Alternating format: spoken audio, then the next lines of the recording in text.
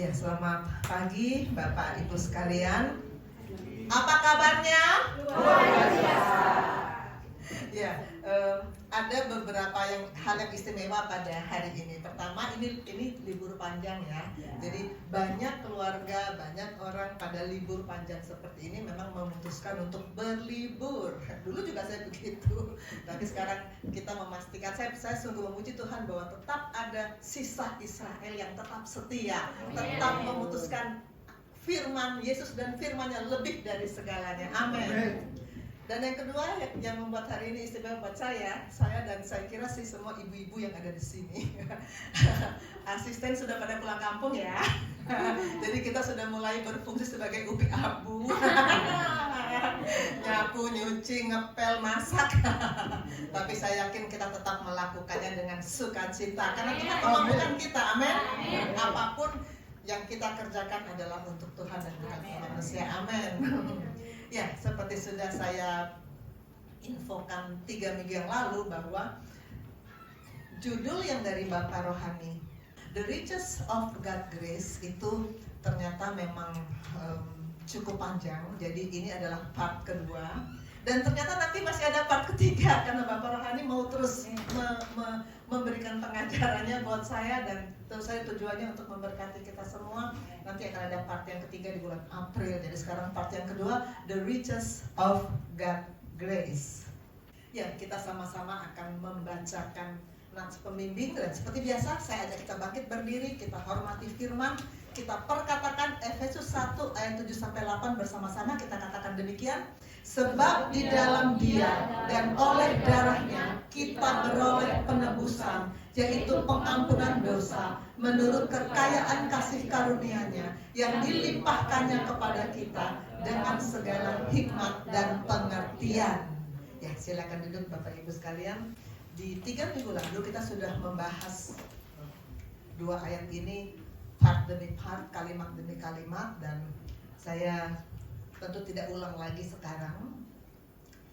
Kita akan tetap membahas dalam sistematika what, why, dan how, tapi dengan hal yang berbeda.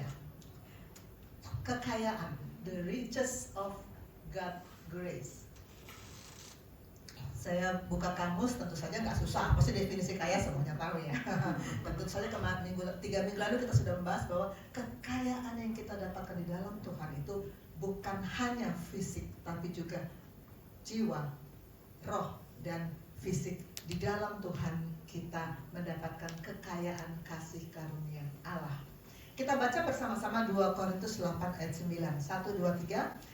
Karena kamu telah mengenal kasih karunia Tuhan kita Yesus Kristus, bahwa Ia yang oleh karena kamu menjadi miskin sekalipun Ia kaya, supaya kamu menjadi kaya oleh karena kemiskinannya. Ketika kita konsel 3 minggu yang lalu waktu membahas God's Grace yang part 1, itu saya sangat diberkati dengan sharing dari pastor kesayangan saya, Pastor Felix, yang mengatakan bahwa kekayaan kasih karunia Allah itu sebenarnya wujudnya adalah Yesus Kristus. Karena Dialah yang sebenarnya adalah kekayaan kasih karunia Allah. Dia adalah the embodiment of God's greatest grace. Baik, kita ulang ya. Kamu telah menerima kasih karunia Tuhan kita Yesus Kristus. Saat kita terima Dia sebagai juru selamat, maka kita mendapatkan Jesus Christ sebagai the embodiment of God's greatest grace itu. Karena bahwa Ia, Yesus, karena kita menjadi miskin sekalipun Ia kaya, Dia lahir di kandang binatang. Padahal Dia yang memiliki segala-galanya. Supaya kamu menjadi kaya oleh karena kemiskinannya. Jadi tujuan Tuhan supaya kita mendapatkan kekayaan kasih karunia Allah sebagai orang-orang yang terpilih. Ini kekayaan di mata dunia. Orang dunia pengennya bagaimana sih? Kecil dimanja, muda foya-foya, tua kaya raya, mati masuk surga. Orang kan pengennya gitu. Kemarin saya nyindir koas karena kok kurang belajar, kalian ini masih muda sudah foya-foya waktu, pulang dari rumah sakit sudah tidur saja, foya-foya itu. Ini sempat orang dunia begitu, pengennya kecil manja-manja, muda foya-foya, tua kaya raya, mati masuk surga. Emang bisa begitu? Itu mah mimpi. Kalau baca di Google, mimpi aja lu gitu ya. Saya punya pasien sakit liver. Orang kalau sakit liver banyak yang perutnya membuncit.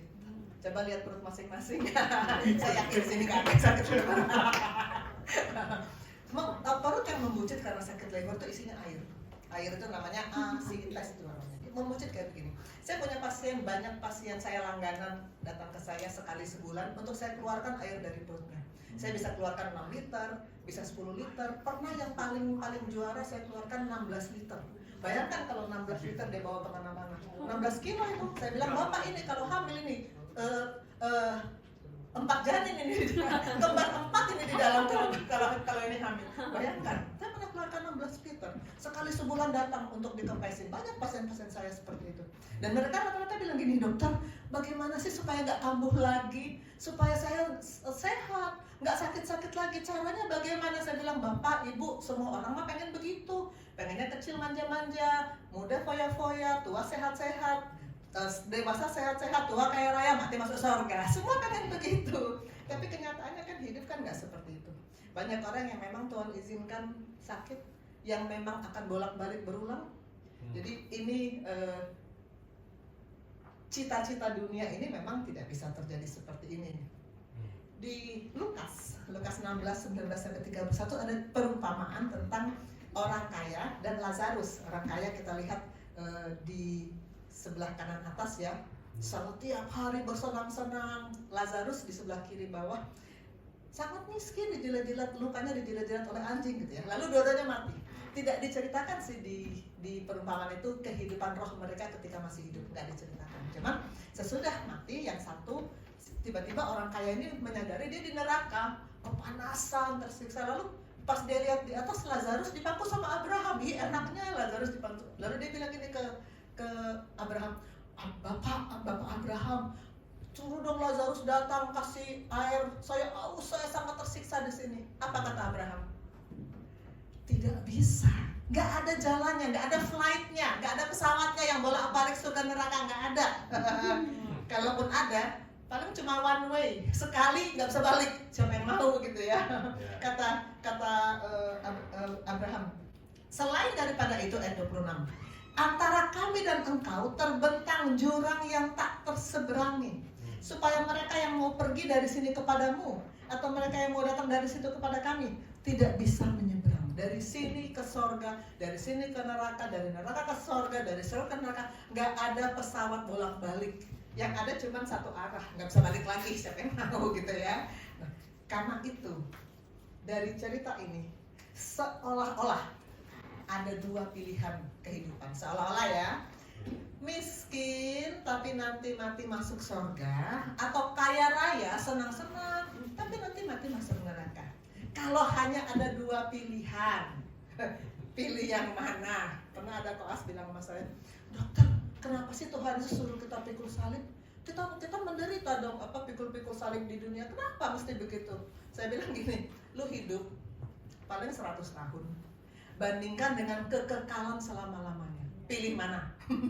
Pilih mana? Kalau memang pilihan hanya seperti ini ya, hanya menderita 100 tahun lalu selama-lamanya surga, atau senang-senang 100 tahun selama-lamanya neraka. Kalau harus pilih, lu pilih yang mana? Si koas bilang, ya pilih ini sih dokter. Tetap aja, ya nggak apa-apa lah. Selama hidup menderita, yang penting masuk surga. Pengennya begitu. Tapi puji Tuhan, kekayaan kasih karunia Allah, the riches of God grace, nggak seperti itu loh. Kita menikmati hidup yang penuh dengan kelimpahan berkat, dan kita dijanjikan kehidupan bersama-sama Allah di kekekalan di surga. Luar biasa. Kemarin kita juga sudah membahas ini 3 minggu yang lalu ya. Jadi kalau dunia berkata kecil dimanja, muda foya-foya, tua kaya raya, mati masuk surga, kalau untuk anak Tuhan harusnya begini. Anak kecil, pemuda, dewasa, lansia, kita tetap anak Tuhan, murid Tuhan, hamba Tuhan, dan bagi kita tersedia kekekalan di sorga. Amin. Jadi kalau misalnya, ini kembali ke pertanyaan menurut saya, dokter, kok Tuhan Yesus nyuruh kita pikul salib? Kita hidupnya menderita dong pikul-pikul salib. Pertanyaannya, apakah pikul salib itu menderita? Ini pertanyaan, coba kita pikir-pikir. Pikul salib itu menderita nggak ya? Paulus bukan cuma pikul salib. Paulus bilang apa? Aku telah disalibkan dengan Kristus. Bukan hanya pikul salib loh. Aku telah disalibkan, kata Paulus, dengan Kristus. Lalu apakah kemudian dia menjadi binasa disalibkan? No, dia bilang dalam ayat 20, namun aku hidup. Amin. Luar biasa ya, ini paradok dalam kehidupan Kristen, kehidupan anak Tuhan. Kita harus percaya itu. Kalau kita percaya, ini yang kita harus percaya. Kalau saya disalibkan dengan Kristus, saya hidup. Amin. Amin. Jadi jangan bilang, aduh pikul salib saya sengsara, saya binasa. No, aku hidup, kata Paulus. Jadi kenapa kita mesti beriman? Ini yang namanya percaya. Bukan percaya bahwa Kristus ada, tapi percaya bahwa kalau kita disalibkan dengan Dia, kita hidup. Karena apa? Yohanes 10 ayat 10b. Koas sudah megang mic belum? Mana mic? Kasih ke Koas saya. Yang paling ganteng ya, Matius baca Yohanes 10:10b. Yohanes 10 ayat 10b. Aku datang supaya mereka mempunyai hidup dan mempunyainya dalam segala kelimpahan. Tujuan Tuhan menciptakan kita bukan untuk menderita, tapi untuk hidup berkelimpahan. Jadi kalau ada miskin, kalau ada bodoh, kalau ada sakit, kalau ada kesepian dan lain-lain semua, itu saya selalu katakan unsur-unsur alam maut. Kalau ada unsur-unsur alam maut itu bukan dari Tuhan asalnya. Itu dari yang pertama berekor, penghuni alam maut. Yang Tuhan janjikan ke kita hidup yang berkelimpahan. Amin. Nah ini paradok yang tadi saya katakan. Fircal baca Matius 10 ayat 39. Matius 10 ayat 39. Barang siapa mempertahankan nyawanya, ia akan kehilangan nyawanya. Dan barang siapa kehilangan nyawanya karena aku, ia akan memperolehnya. Ini yang namanya percaya. Percaya dengan kata-kata ini. Bukan percaya bahwa Allah ada, setan juga percaya. Ini sudah berkali-kali dikhotbahkan oleh Pastor Jerry, oleh Bapak Rohani. Percaya bahwa kalau kita mempertahankan milik kita, kita akan kehilangan itu. Tapi kalau kita menyerahkan untuk Tuhan, kita akan memperolehnya. Ini paradok yang kita harus percaya kalau kita katakan saya orang percaya. Amin. Tadi kita sudah baca bahwa Tuhan mau memberi kita hidup yang berkelimpahan. Saya suka dengan Ulangan 8 ayat 18 ini. Siapa berikut? Michelle, silakan baca. Tetapi haruslah engkau ingat kepada Tuhan Allahmu, sebab Dialah yang memberikan kepadamu kekuatan untuk memperoleh kekayaan, dengan maksud meneguhkan perjanjian yang diikrarkannya dengan sumpah kepada nenek moyangmu seperti sekarang ini. Tuhan senang untuk memberi kita kekayaan. Kekayaan fisik, kekayaan jiwa, kekayaan roh. Dan Dia kasih kekuatan untuk itu. Nggak datang begitu aja. Kita mesti berusaha dong. Dia kasih kekuatan. Dia memberikan kepadamu kekuatan untuk memperolehnya. Saya pernah merasakan yang namanya tidak bisa apa-apa. Waktu saya, mungkin jemaat masih ingat ya, tahun 2018 waktu saya ditabrak oleh pintu di ruang operasi, pintu yang nggak tahu diri itu, sampai saya terpelanting dan 3 ruas dari tulang belakang saya cedera. Saya terbaring tanpa bisa apa-apa, semua dibantu. Dan kalau saya tidak Tuhan pulihkan, saya kan begitu terus sampai sekarang. Tapi Tuhan kasih kekuatan kan. Saudara lihat sekarang saya tetap bisa beraktivitas, puji Tuhan luar biasa. Saya selalu tiap pagi bersyukur kepada Tuhan, aku bisa berjalan karena Tuhan memulihkan. Bisa mendengar, bisa bicara. Waktu saya kena tumor otak, sebetulnya saya hampir kehilangan penglihatan saya. Dokter bedah saraf yang mengoperasi saya bilang 2 minggu lagi ibu terlambat datang, sudah buta total. Puji Tuhan, mula-mula dalam 1 bulan saya masih ada gangguan penglihatan, tapi sekarang saya melihat dengan sangat normal. Semua kekuatan itu Tuhan berikan. Kita yang berusaha bekerja sesuai dengan porsi kita yang Tuhan berikan untuk mendapatkan semua berkat yang melimpah, baik fisik, jiwa, dan roh, untuk kita yang sudah disediakan dari Allah Bapa di sorga. Amin. Jadi kalau ada sakit penyakit, itu yang bikin miskin. Kalau ada masalah yang bikin kita menderita, itu bukan dari Tuhan. Itu bukan dari Allah Bapa, itu dari Allah maut. Saya selalu ingatkan kepada murid-murid saya, nanti kan kita dalam beberapa hari di depan ini akan datang ke pasien karena akan pelayanan kan. Koas sangat sering bilang ke pasien begini, Bapak, Ibu, Tuhan kasih penyakit ini adalah untuk bla bla bla. Tuhan kasih penyakit ini, bukan cuma penyakit, Tuhan kasih masalah ini. Tuhan gak pernah kasih penyakit, Tuhan gak pernah kasih masalah. Ingat tadi di Yohanes 10:10b, aku datang supaya mereka mempunyai hidup dan mempunyainya dalam segala kelimpahan. Dan Yakobus 1:13 ini kalian harus ingat. Tadi siapa? Mindi sekarang. Mindi baca. Ini kalian harus betul-betul hafal ayat. Baca. Apabila seorang dicobai, janganlah ia berkata, pencobaan ini datang dari Allah, sebab Allah tidak dapat dicobai oleh yang jahat, dan ia sendiri tidak mencobai siapapun. Ya. Kalau nanti kita ke pasien, jangan lupa pencobaan bukan dari Allah. Semua masalah, semua sakit penyakit, semua penderitaan dari alam maut, dari si bertanduk berekor.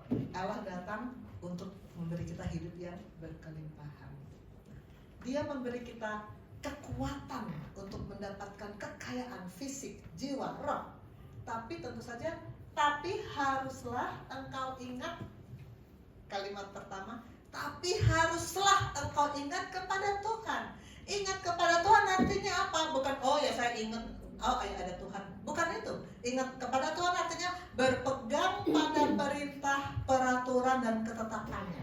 Berpegang pada perintah, peraturan, dan ketetapannya. Jangan sekali-kali kita tidak melakukan perintah dan ketetapannya. Karena itu sama murid-murid saya selalu bilang, makanya harus baca firman dari Kejadian sampai Wahyu. Kalau nggak, kita tahu dari mana ketetapannya, kita tahu dari mana perintahnya. Kalau kita nggak baca, itu baru baca, belum lagi melakukan.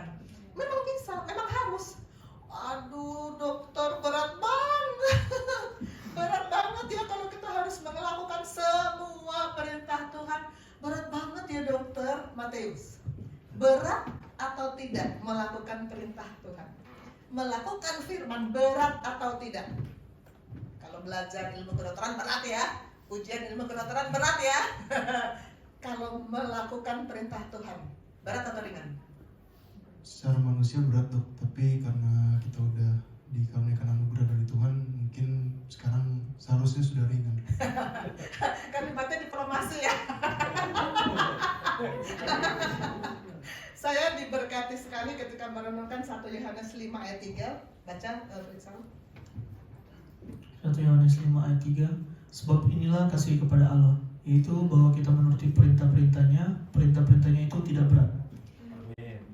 Ini satu nyawa dengan Yohanes 14 ayat 15. Karena yang menulis sama-sama Rasul Yohanes, yang satu Injil, yang satu surat. Di Yohanes 14 ayat 15 itu selalu saya cekokin ke murid-murid saya. Jika kamu mengasihi aku, kamu akan menuruti segala perintahku. Itu kata Yesus. Nah, di sini di 1 Yohanes 5 ayat 3 dikatakan, inilah kasih kepada Allah, kalau kita menuruti perintah-perintahnya. Kalau kita mengaku, aku mengasihi engkau Yesus, nyanyinya penuh perasaan, tapi tidak semua perintah kita lakukan, bahkan tidak semua perintah kita tahu. Bagaimana kita bisa membuktikan kita mengasihi Allah? Kemarin dalam 2 hari yang lalu ya, dalam ibadah doa malam keluarga saya dengan anak-anak, saya kasih perumpamaan begini. Waktu kalian masih bayi, tengah malam kalian merengek, entah minta minum, entah minta diganti popoknya. Kami bangun, apakah kami lalu aduh ini ngerepotin aja? Apakah kami ngedumel begitu? No, kami berdua dengan sangat sukacita, sangat senang melayani apa yang kalian butuhkan. Ganti popok, kasih minum. Kalau anak orang lain mana mau kami lakukan itu. Anak orang urusan orang tuanya. Tapi kalian, kami sangat sayang sama kalian, maka kami melakukan itu sama sekali tidak berat. Tidak berat, karena kami sayang. Begitu juga kepada Tuhan. Kasih kita kepada Allah membuat kita melakukan perintahnya tidak berat. Makanya kalimat terakhir bilang apa? Perintah-perintahnya itu tidak berat. Tidak berat. Amin. namanya pikul salib itu nggak berat. Nggak berat. Amin. Yang namanya mengasihi musuh nggak berat. Amin. Ini perintah paling berat buat Papa Riro, yang menurut Papa Riro paling berat. Nggak berat lagi karena sudah yakin bahwa kita mengasihi Allah. Perintah memberi untuk pembangunan rumah ibadah di Masohi. Berat? Tidak berat, karena kita mengasihi Allah. Apalagi bersaksi, bersaksi. Kemarin Arya sudah bersaksi. Berat atau tidak, Nak? Tidak berat. Dalam komsel kita bersaksi. Aduh, saya nggak berani ngomong. Tidak berat, karena kita mengasihi Allah. Perintah-perintahnya tidak berat. Nah, misal ya. Ada yang bilang berat dokter, tetap berat. Tetap berat, saya nggak sanggup. Pokoknya nggak sanggup. Mendingan saya sekarang senang-senang, nggak usah mikul salib, nggak usah. Saya bisa berantem dengan musuh saya. Mendingan saya nggak mau ngasih untuk gereja. Mendingan saya hidup suka-suka saya. Nanti kalau saya masuk neraka ya terserah. Misalkan ada orang begitu, misalnya dia pilih yang sebelah kanan, misalkan. Lalu dia hidup hura-hura lah.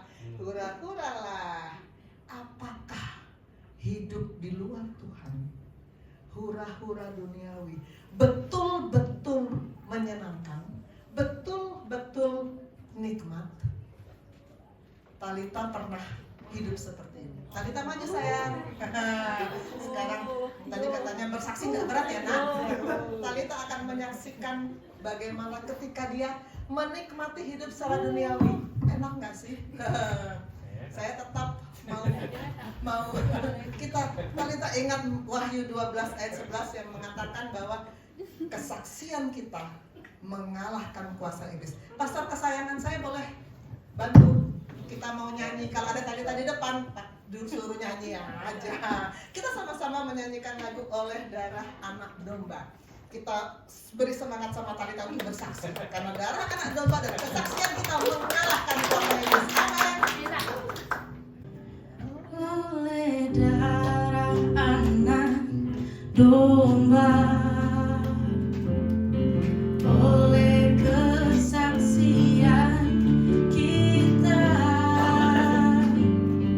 iblis dikalahkan, kuasanya dihancurkan. Oleh darah anak domba. Sama-sama kita nyanyikan, ayo berdiri semua. Sekarang telah tiba Keselamatan dan kuasa.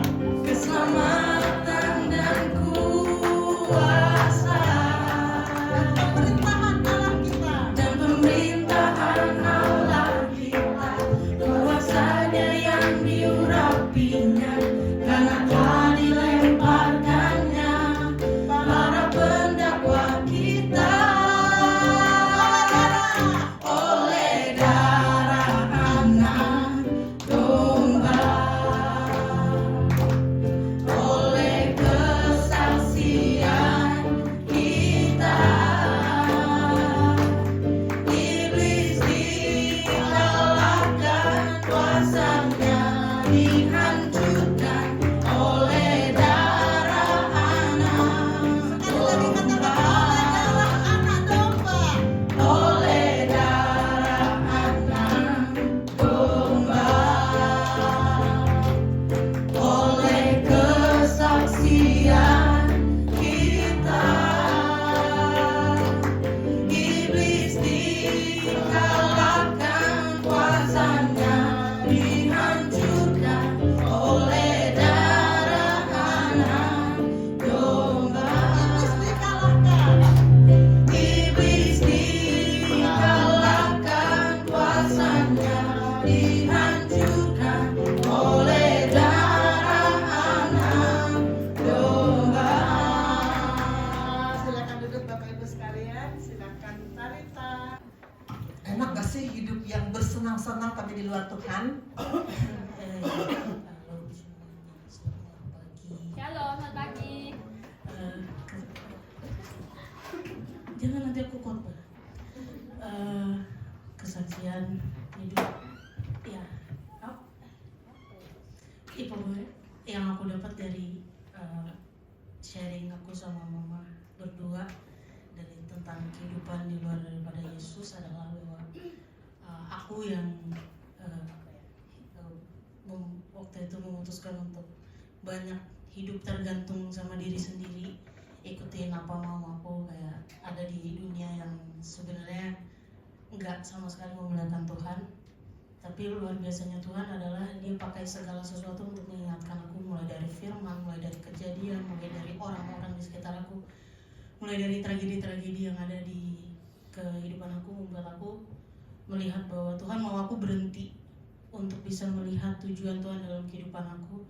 Tuhan pakai orang-orang di sekitar aku untuk mengingatkan aku untuk berhenti, untuk ambil waktu untuk sungguh-sungguh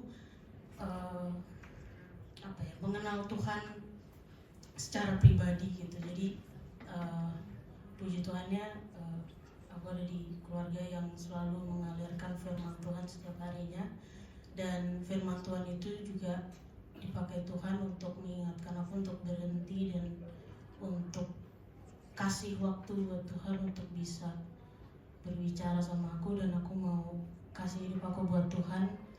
Dan sekarang aku selalu bersyukur sama Tuhan bahwa proses Tuhan yang sudah aku laluin itu membuat aku untuk bisa melihat Tuhan itu punya tujuan yang luar biasa dalam kehidupan aku, yang mau di fulfill, ya itulah fulfill, ya digenapi. Makasih aku. Dan aku selalu bersyukur bahwa firman Tuhan itu datang terus menerus ke aku, dan waktu itu mama sempat bilang kalau kita mau hidup kita menjadi saksi Tuhan di dunia, kita harus isi hidup kita dengan firman, dengan perkataannya Tuhan, baru kita bisa ngasih sesuatu ke dunia. Kita nggak bisa ngasih sesuatu ke dunia kalau kita nggak ngisi diri kita dengan apa yang Tuhan mau, nggak diisi dengan perkataan firman-Nya, nggak diisi dengan penggenapan firman-Nya, nggak diisi dengan tujuan-tujuannya.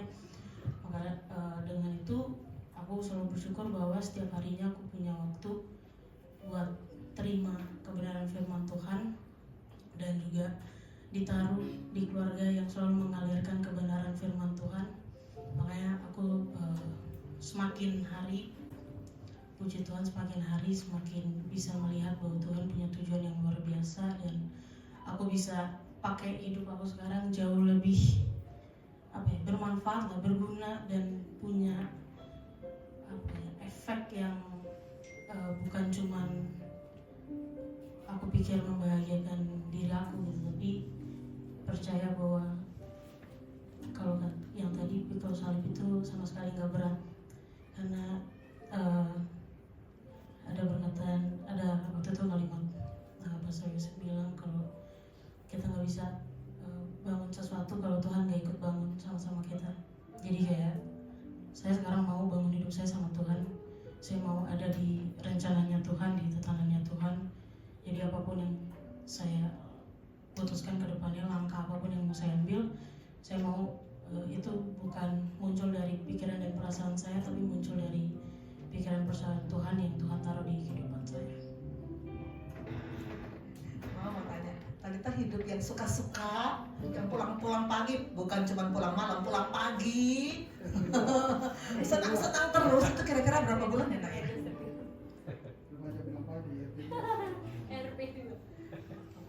Kira-kira berapa bulan tuh hidup yang kayak begitu tuh? Setahun.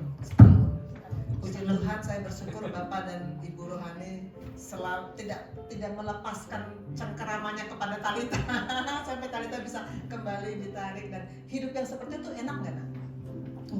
Nggak enak ternyata. Sepertinya enak, senang-senang terus, tapi ternyata nggak enak ya, Nak ya? Iya. Jauh lebih indah hidup yang sekarang ya, Nak ya? Iya. Puji Tuhan. Beri kemuliaan untuk Tuhan. Silakan kembali. Kita akan 3 minggu yang lalu kita sudah sama-sama belajar bahwa the riches of God's grace itu bukan hanya menyelamatkan kita. Menyelamatkan artinya kita masuk surga. Bukan hanya itu, tapi selama kita hidup di dunia juga Dia menopang, Dia menuntun kita dalam seluruh kebenaran melalui Roh Kudus-Nya, memampukan kita untuk mengatasi godaan lingkungan sekitar yang maunya menyeret kita semakin menjauhi Tuhan, dan memberikan kita karunia buah Roh Kudus. Ini sudah kita pelajari 3 minggu yang lalu. Kekayaan kasih karunia Allah tujuannya bukan hanya masuk surga. Ini Pastor Rio selalu berkali-kali bilang dalam permodulan dengan Koas. Kalau tujuannya hanya masuk surga, Dr. Susan waktu terima Yesus sebagai juru selamat, waktu sudah direposisi oleh Tuhan, pindah alamat dong. Kalau tujuannya cuma untuk masuk surga ya, pindah alamat kalau hanya tujuannya itu. Tapi ternyata Tuhan punya tujuan lain dalam hidup kita. Nanti kita akan lihat di bagian akhir dari sesi ini tujuan Tuhan yang kenapa kita masih hidup, ada tujuan Tuhan. Kenapa kalau sudah terima Yesus, sebetulnya paling bagus kita langsung pindah. Kenapa? Karena dunia ini memang sedang lenyap dengan segala keinginan. Dunia ini semakin lama semakin buruk kan, segala-galanya semakin lama semakin buruk kan. Tapi kalau hati kita mengatakan, aku masih mencintai hidup di dunia ini, hati-hati karena cinta pada dunia akan menarik kita semakin menjauhi firman Allah dan firman-Nya. Kasih karunia Allah melalui darah Kristus. Ayat yang tadi kita baca sebagai ayat pembimbing kita. Melalui darah Kristus kita mendapatkan keselamatan dan yang membuat kita masuk surga. Ya, tapi bukan cuma itu. Dalam hidup yang sekarang kita jalani, karena Tuhan punya tujuan, kita masih dikasih hidup di sini, kita diberi hidup yang zoe, hidup yang mulia. Bahwa kasih karunia Allah sudah membuat kita menjadi warga kerajaan sorga, itu Yohanes 3 ayat 36, Matius baca lagi. Yohanes 3 ayat 36, barang siapa percaya kepada anak, ia beroleh hidup yang kekal. Percaya seperti yang tadi ya, bukan percaya bahwa Allah ada ya, tapi percaya yang tadi. Paradok itu harus kita terima dengan iman percaya, itu yang akan membuat kita pindah ke warga negara sorga. Bukan cuma kita dipindahkan ke warga negara sorga. Dalam hidup yang sekarang kita jalani, kita pun diberikan hidup yang mulia, hidup yang zoe. Ini adalah ayat kesukaan saya, Mazmur 1 ayat 3 ini saya selalu pegang untuk mengatakan bahwa saya hidup di dunia ini zoe, mulia, karena Tuhan yang memberikan. Fritza boleh baca Mazmur 1 ayat 3? Mazmur 1 ayat 3, ia seperti pohon yang ditanam di tepi aliran air, yang menghasilkan buahnya pada musimnya dan yang tidak layu daunnya. Apa saja yang diperbuatnya berhasil. Apa saja yang diperbuatnya berhasil asal tertanam di sumber itu. Dan ini ayat Mazmur 1 ini waktu anak masih kecil kami pernah hafalkan seluruhnya. Jadi saya yakin ini saya mau tembak nih anak-anak nih. Arya Talita boleh berdiri, ambil mic dari kakak Rizal. Coba ini mama tutup. Kalian coba ucapkan Mazmur 1 ayat 3. 1, 2, 3. Pohon yang ditanam di tepi aliran air yang tidak buahnya pada musimnya dan yang tidak layu daunnya, apa saja yang diperbuatnya berhasil. Puji Tuhan, beri kemuliaan untuk Tuhan. Saya selalu mendorong anak-anak untuk hafal ayat. Walaupun dulu entah sekolah minggu disuruh hafal ayat apa enggak, tapi sekarang pun kita tetap perlu hafal ayat. Untuk kita bisa memberkati orang, kita harus hafal ayat. 2 Korintus 9 ayat 8. Kenapa kalau kita hidup sekarang, kita bisa punya hidup yang zoe, yang selalu mengalirkan berkat, yang selalu apa saja yang kita perbuat berhasil bersama dengan Tuhan. Kenapa? Karena Allah memang sanggup. Allah sanggup. Berikutnya misal, silakan baca 2 Korintus 9 ayat 8. 2 Korintus 9 ayat 8. Dan Allah sanggup melimpahkan segala kasih karunia kepada kamu, supaya kamu senantiasa berkecukupan di dalam segala sesuatu dan malah berkelebihan di dalam berbagai kebajikan. Allah sanggup. Kita harus terima ini, harus imani ini. Allah sanggup. Gak perlu cari-cari yang lain. Gak perlu cari-cari yang lain di luar Allah. Allah sanggup melimpahkan segala kasih karunia kepada kita, baik fisik, jiwa maupun roh, malah berkelebihan dalam berbagai kebajikan. Amin. Kita kemarin sudah melihat contoh-contoh tokoh-tokoh Alkitab yang kaya raya, ada yang hanya kaya secara fisik. Siapa yang kemarin kita kenal yang hanya common grace? Siapa yang masih ingat kemarin orang muda yang kaya itu hanya common grace? Raja Asferos itu hanya common grace. Sekarang satu lagi mau saya perkenalkan, Nabal. Aduh, Nabal ini siapa sih? Kalian berempat ada yang tahu Nabal itu siapa? Kalau tambah M, Nambal kali ya. Nabal itu di Alkitab ada di surat apa? Pasti ada yang tahu dari Koas? Kita jawab bersama-sama, pasti yang guru sekolah minggu tahu. Nabal ada di surat Samuel. Kita baca ya, 1 Samuel 25, 36 sampai 38, mulai dari Matius deh. 1 Samuel 25 ke 36. Sampailah Abigail kepada Nabal dan tampaklah Nabal mengadakan perjamuan di rumahnya seperti perjamuan raja-raja. Nabal riang, gembira dan mabuk sekali. Sebab itu tidaklah diceritakan perempuan itu sepatah kata pun kepadanya sampai fajar menyingsing. Ayat 37, tetapi pada waktu pagi ketika sudah hilang mabuk Nabal, itu diceritakanlah kepadanya oleh istrinya segala perkara itu. Lalu terhentilah jantungnya dalam dada dan ia membatu. Ayat 38, dan kira-kira 10 hari sesudah itu Tuhan memukul Nabal sehingga ia mati. Oke, Nabal ini adalah seorang laki-laki yang kaya raya di zaman Daud. Makanya kisahnya ada di Samuel. Dan tadi cerita itu, awalnya tuh Daud, kan Daud masih belum, dia sudah diurapi, tapi belum dinobatkan jadi raja. Daud itu menunggu sekitar 15 tahun loh, dari diurapi sampai menjadi raja, karena Tuhan terus mau proses dia. Nah, dia sudah diurapi tapi dia belum menjadi raja, dia masih jadi orang pelarian. Lalu saat itu dia ada di daerah di mana Nabal itu ada. Jadi dia, Daud dan pasukannya menjaga domba-domba, pengawal domba-domba Nabal. Lalu Daud bilang gini sama Nabal, beri kami makanan.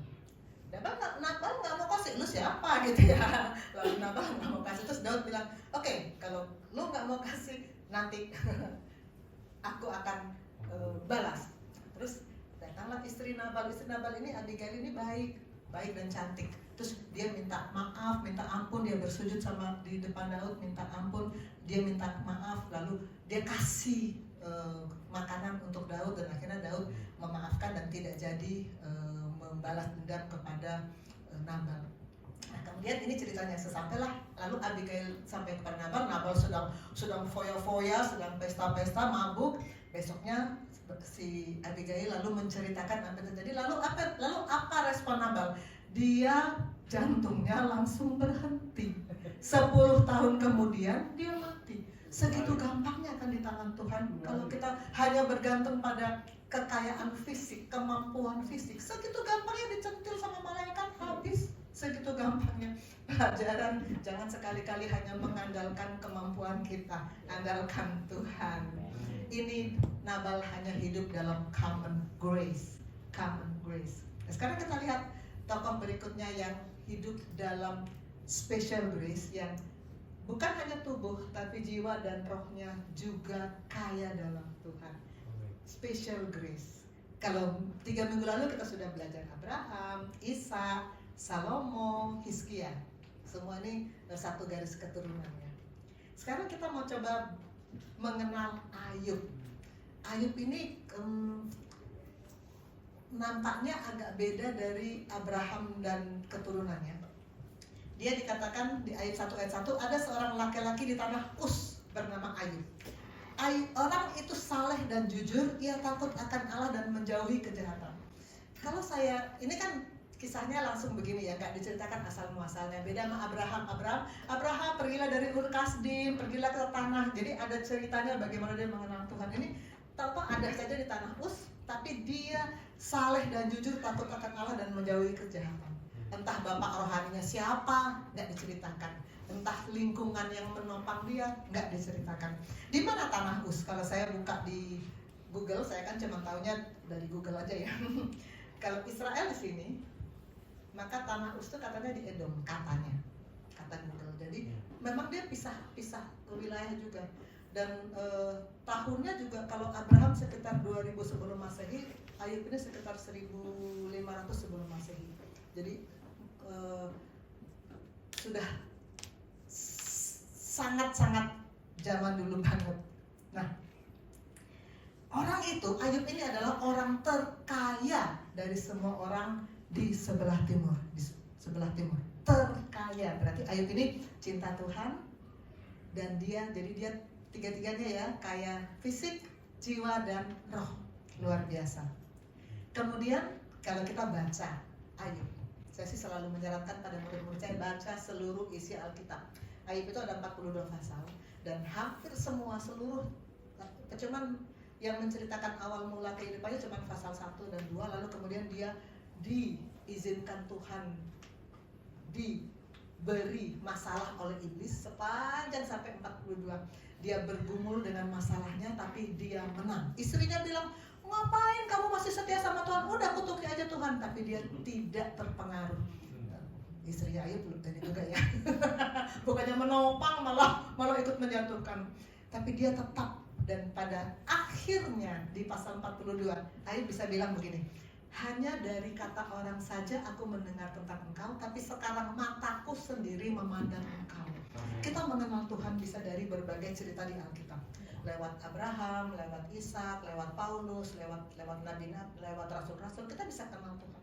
Tapi apakah kita sendiri sudah mengalami dengan hidup kita sendiri, mengalami berjalan bersama Tuhan, menyelesaikan masalah bersama Tuhan, membuktikan bahwa Tuhan hidup dalam hidup kita? Ayub bilang, sekarang mataku sendiri memandang engkau. Dia mengalami Tuhan. Sesudah dia diizinkan Tuhan dicoba oleh iblis, dan sesudah dia melewati masa-masa kesusahan itu, maka di bagian terakhir sekali dari Ayub, dari kitab Ayub dikatakan, Tuhan memberkati Ayub dalam hidup yang selanjutnya lebih daripada hidupnya yang dahulu. Luar biasa ya. Sudah dia cinta Tuhan, dia kaya dari fisik, jiwa, dan roh. Iblis memberi masalah, dia tetap bertahan, dan akhirnya Tuhan memberkati dia dengan bertambah-tambah. Ini Ayub. Satu lagi yang kita mau kenal. Ini ada penuai, ada yang mengumpulkan sisa-sisa tuaian ya. Ini adalah Boas. Boas. Kembali lagi nih pertanyaan Bapak As. Ada yang tahu nggak Boas itu siapa? Di dalam Alkitab Boas ada di surat apa? Semua yang sekolah minggu pasti tahu. Boas ada di surat Rut. Rut itu apa lagi nanti? Rut itu apa ya? Makanya baca Alkitab seluruhnya supaya tahu. Oke, kita baca nih, kita bersaut-sautan aja ya supaya nggak ngantuk. Saya yang ganjil, Bapak Ibu Saudara yang kenal. Naomi itu mempunyai seorang sanak dari pihak suaminya, seorang yang kaya raya dari kaum Elimelek, namanya Boas. Maka Rut perempuan itu berkata kepada Naomi, biarlah aku pergi kepadamu kulir-kulir gembala di belakang orang yang berhati kepadaku. Dan sahut Naomi kepadanya, pergilah anakku.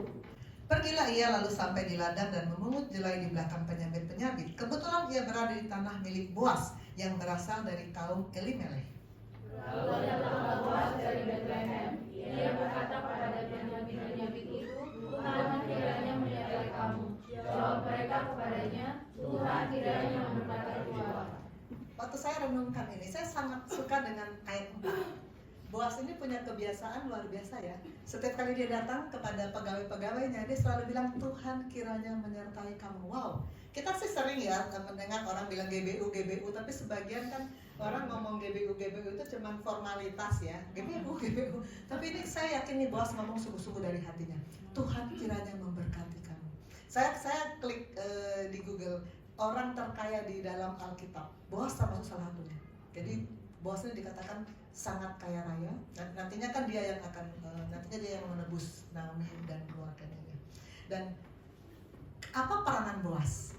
Apa peranan Boas dalam keselamatan kita, dalam hidup, dalam datangnya Tuhan Yesus?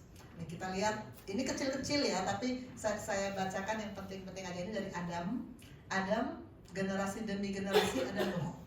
Generasi demi generasi ada Abraham, generasi demi generasi ada Boas di sini. Ini Boas. Nanti dari Boas ada Obed, dari Obed ada Isai, dan Isai itu ayahnya Daud. Dan Daud itu keturunannya adalah Tuhan Yesus. Ini dari Daud, kemudian generasi demi generasi sampai akhirnya Yesus. Jadi Matius 1 ayat 5 sampai 6, kita kalau baca Matius 1 itu kan isinya silsilah. Apa sih? Saya waktu pertama kali baca Alkitab Matius 1, silsilah begini. Tapi ternyata di sini penting kita jadi tahu. Boas memperanakan Obed, Obed memperanakan Isai, dan Isai memperanakan Raja Daud. Jadi Boas itu ada peranannya sebagai dalam silsilah Yesus Kristus, Tuhan kita. Jadi seluruhnya di ayat 17 ada 14 keturunan dari Abraham ke Daud, 14 keturunan dari Daud sampai pembuangan ke Babel, 14 keturunan dari pembuangan Babel sampai Kristus. Semua jelas di Alkitab. Tidak ada yang tersembunyi, tidak ada missing link, semua jelas di Alkitab. Karena memang karya Tuhan betul-betul ya nyata dan jelas bagi kita. Nah, sekarang kita masuk pada why. Tadi what ya, sekarang why. Sebetulnya untuk materi dari why tidak berbeda dari 3 minggu yang lalu. Kenapa ada the riches of God grace? Kenapa? Tetap Yohanes 3:16. Karena begitu besar kasih Allah. Waktu kemarin saya tayangkan slide ini, Pastor Rio kan menutup sehabis saya kan. Pastor Rio berkomentar tentang kita itu sebetulnya di alam raya begitu kecil. Tuhan kan gampang aja, udah musnahkan aja manusia terlalu jahat, musnahkan aja bikin baru, kan gampang. Tapi enggak loh, dia mau datang ke bumi yang segitu kecilnya dalam alam raya, tetap mau datang untuk menyelamatkan kita. Luar biasa kan? Luar biasa kekayaan kasih karunia Allah itu luar biasa. Nah sekarang kita masuk pada how. Kalau 3 minggu lalu kita sudah bicarakan bagaimana untuk mendapatkan kekayaan kasih karunia Allah. Tentu saja karena kekayaan kasih karunia Allah itu ada pada pribadi Yesus, maka tidak bisa tidak kita harus terima Dia sebagai Tuhan dan Juru Selamat. Itu yang namanya lahir baru. Dan bukan cuma situ, lahir baru lalu selesai, tidak. Kita harus terus terkoneksi dengan Dia. Itu yang sudah kita bicarakan 3 minggu yang lalu. Harus terus terkoneksi dengan Dia. Nah sekarang how yang mau saya ajak kita renungkan adalah how to respond. Bagaimana kita merespons kekayaan kasih karunia Allah yang sudah dialirkan, dilimpahkan kepada kita dengan segala hikmat itu. Saya diberkati oleh khotbah Pastor Cakra 2 minggu yang lalu, bagian terakhir. Bagian terakhir, apa tugas yang Tuhan berikan kepada umat percaya? Melaksanakan amanat agung. Kita sudah bahas ini di komsel. Di semua komsel pasti sudah kita bicarakan. Bagian akhir dari khotbah Pastor Cakra, tugas yang Tuhan berikan melaksanakan amanat agung. Amanat agung siapa yang belum hafal? Pergilah, jadikan semua bangsa muridku, baptislah mereka dalam nama Bapa, Anak, dan Roh Kudus, dan ajarlah mereka, mengajar mereka tentang apa yang Tuhan mau mereka kerjakan. Ini adalah sesuatu yang terus-menerus harus kita kerjakan sebagai murid, sebagai anak, murid, dan hamba Tuhan. Ajarlah mereka. Kenapa harus melakukan amanat agung? Karena Allah menginginkan image of God terwujud dalam hidup manusia ciptaannya. Waktu saya renungkan ini, saya pikir, oh ya, begitu kayanya kasih karunia Allah. Respon kita apa? Cuman bilang terima kasih Tuhan, lalu puji-puji Tuhan di gereja begini-begini, lalu udah. No, kita harus melaksanakan amanat agung. Kenapa dibilang agung? Karena Tuhan mengucapkan ini. Tuhan Yesus mengucapkan ini sesaat sebelum Dia naik ke sorga. Secara fisik Dia tidak bertemu lagi dengan murid-muridnya. Maka ini agung, karena ini amanat yang terakhir. Dan pasti ini yang Tuhan paling inginkan dalam hidup kita. Oh, amanat agung itu kan tugasnya pendeta, tugasnya Bapak Yosef, tugasnya Pastor Jerry ya. Kami kan profesinya beda. Saya mau ajak kita mengenal 2 tokoh di Alkitab. Bukan tokoh sih, cuma disebut sepintas. Bukan siapa-siapa, pendeta bukan, penginjil bukan, tapi melakukan amanat agung loh. Pertama, perempuan Samaria. Dia ini sudah saya bahas di The Change part yang kedua kalau saya nggak salah. Siapa sekarang giliran baca? Mindy, ya silakan. Yohanes 4 ayat 39. Dan banyak orang Samaria dari kota itu telah menjadi percaya kepadanya karena perkataan perempuan itu yang bersaksi, ia mengatakan kepadaku segala sesuatu yang telah aku perbuat. Kita sudah membahas ini 5 minggu yang lalu atau ya sekitar segitu. Jadi saya tidak keluarkan teks yang panjang lebar ya. Kita sudah tahu ceritanya bagaimana Tuhan Yesus melintasi daerah Samaria, lalu di pinggir sumur dia bertemu dengan perempuan Samaria, lalu terjadi dialog, terjadi pembicaraan antara Tuhan Yesus dengan perempuan Samaria itu. Dan apa yang terjadi? Perempuan Samaria itu kemudian meninggalkan tempayannya di situ. Dia tadinya kan datangnya mau nimba air, tapi dia jadi melupakan apa tujuannya semula ke situ. Dia lari ke kampungnya dan dia menceritakan pada orang-orang sekampungnya, dan mereka semua datang beramai-ramai kepada Yesus dan mereka menjadi percaya. Saya membaca ini luar biasa banget ini perempuan Samaria. Ini sudah saya sampaikan 5 minggu yang lalu. Dari tidak kenal Yesus, lalu firman datang, lalu iman tumbuh. Iman adalah produk dari firman. Iman itu menggerakkan si perempuan ini bersaksi. Saya puji Tuhan tadi Talita mau bersaksi. Bersaksi digerakkan oleh firman, dan kesaksian itu membuat orang-orang datang kepada Yesus. Kesaksian itu membuat orang-orang datang kepada Yesus. Dia sudah melakukan amanat agung tanpa ikut komsel, tanpa ada bapak rohani. Dia siapa yang ngajarin dia? Tapi dia digerakkan begitu saja oleh firman yang dia terima saat itu. Luar biasa. Satu lagi tokoh yang namanya pun gak disebut. Perempuan Samaria kan namanya gak disebut. Satu lagi tokoh yang namanya juga gak disebut. Orang yang kerasukan di Gerasa. Siapa yang tahu namanya? Ini karena kita belum bahas sekian-sekian yang lalu, saya keluarkan. Dia diceritakan di Markus dan Lukas. Ada 2 penulis Injil yang menceritakan orang yang kerasukan di Gerasa ini. Saya keluarkan teksnya karena kita belum pernah, saya rasanya belum pernah bahas ini di sharing-sharing sebelumnya. Kita baca saut-sautan deh ya. Lalu mendaratlah Yesus dan murid-muridnya di tanah orang Gerasa yang terletak di seberang Galilea. Setelah Yesus naik ke darat, datanglah seorang laki-laki dari kota itu. Orang itu dirasuki oleh setan-setan dan segala lainnya, tidak berpakaian dan tidak tinggal dalam rumah, tetapi dalam hutan. Ketika ia melihat Yesus, ia berteriak lalu tersungkur di hadapannya dan berkata dengan suara keras, "Apa urusanmu dengan aku, hai Yesus, Anak Allah yang Maha Tinggi? Aku memohon kepadamu supaya engkau jangan menyiksa aku." Ia berkata demikian sebab Yesus memerintahkan roh jahat itu keluar dari orang itu. Karena sering roh itu menyertai dia, maka untuk menjaganya, ia dirantai dan dibelenggu. Tetapi ia memutuskan mengikat itu dan dia dihalau oleh setan itu ke tempat-tempat yang sunyi. Waktu saya merenungkan ini, setan menghalau orang ke tempat-tempat sunyi. Memang itu maunya setan. Setan itu selalu mau orang itu jauh-jauh dari lingkungan komselnya, jauh-jauh dari lingkungan gerejanya, jauh-jauh dari lingkungan keluarganya. Karena kalau ke tempat-tempat sunyi sendirian, gampang dipengaruhi sama setan. Setan bersukaria, berpesta pora, orangnya sendirian di tempat sunyi.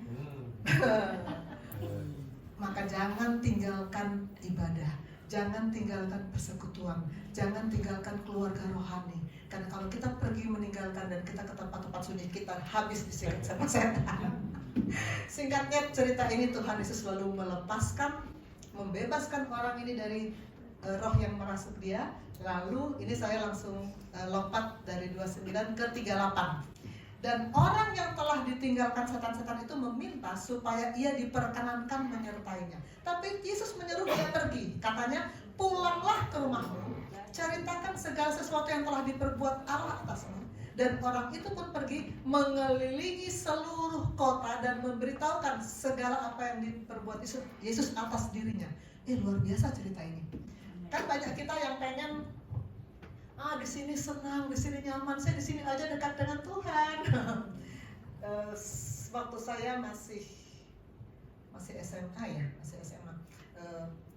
Tempat Bapak Yosef ini di Tiga Batu Malang. Itu ketika itu di masa itu lagi jaya-jayanya, indah banget. ada kebaktian tahunan sekali setahun, dan kalau kita di sana, aduh, ini rasanya seperti surga gitu, senang banget. Sayangnya saya tuh nggak pernah ketemu Pak Yosef ketika itu, baru ketemunya sekarang. Waktu mama saya masih hidup, mama saya kan teman baik dong. Saya nggak di sini. Nah, ada banyak orang bilang begini, waktu mereka di I3 Batu Malang sedang kebaktian tahunan. Saya pengen di sini aja, nggak mau balik ke Jakarta. Di sini sangat indah, sangat nyaman seperti di sorga. Begitu juga kita mungkin kita mau di gereja aja, di sini aja, puji Tuhan, haleluya, lompat-lompat. Tuhan bilang apa? Pergi, ceritakan yang sudah kau alami bersama aku. Orang itu saya pengen dekat Tuhan saja. Tuhan bilang pulang, ceritakan apa yang sudah kau diperbuat Allah kepadamu. Dan orang itu nurut. Apa yang dilakukan? Dia pergi mengelilingi seluruh kota. Wow, mengelilingi seluruh kota.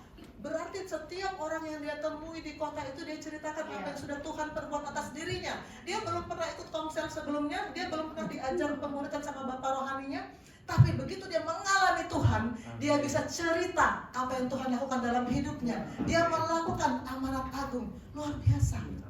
Luar biasa. Berarti kita pasti lebih dari orang ini karena kita sudah ikut pemuritan, kita sudah setiap hari Minggu mendapat firman, pasti kita bisa melakukan amanat agung. Ini siapa yang tahu nih apa? Ini kampus FKUI, tempat saya sekolah dulu. Ini yang masih jadul, sekarang sih udah direnovasi ya. Saya dulu waktu sekolah di FKUI sebagai mahasiswa kedokteran, ada lembaga pelayanan Campus Crusade for Christ namanya. Kalau bahasa Indonesianya Lembaga Pelayanan Mahasiswa Indonesia yang datang secara rutin ke kami untuk membimbing kami secara rohani. Jadi saya punya kakak rohani di MPMI dan mereka mengajarkan kami untuk